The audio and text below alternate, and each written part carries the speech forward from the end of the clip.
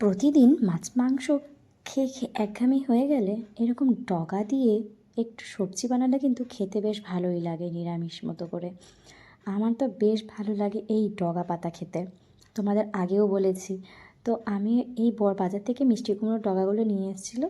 তো আমিও সেই সুন্দরভাবে সব ডগা টগাগুলো কেটে কিছু কিছু সবজি কেটেছিলাম, আলু, টমেটো, বেগুন, কোয়াশ, গাজর, মিষ্টি কুমড়ো সব কিছু কেটে নিয়েছিলাম, আর এদিকে ভালো করে ধুয়ে নিয়েছিলাম।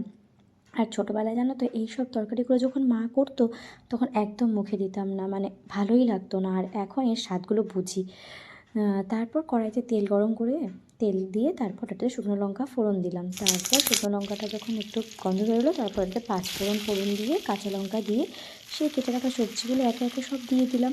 দিয়ে ভালো করে ঢাকা চাপা দিয়ে দিলাম। ঢাকা চাপা দিয়ে তারপরে দেখবে আস্তে আস্তে জিনিসটা মজে যাচ্ছে। আর জানো তো আমার তো নিরামিষ একদমই খেতে পারি না। তো মাঝে মাঝে ভাবি যে এরকম করে একটু করলে হয়তো খাওয়া যাবে, বাট নিরামিষের দিন কেন যেন খেতে পারি না, অন্য সময় ঠিক খেয়ে নিতে পারি।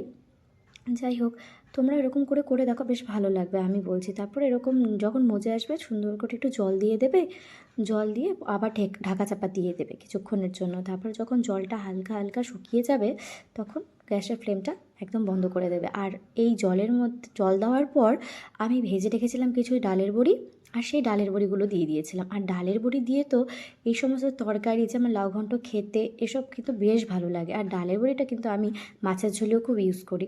তোমরা খেয়ে দেখো, এরকম ডালের বড়ি দিয়ে সব সবজি দিয়ে কুমড়ো পাতা দিয়ে ডগা দিয়ে চচ্চড়ি বেশ ভালো লাগবে খেতে, আমি বলছি। একবার ট্রাই করে দেখো, আমার তো বেশ ভালো লাগে।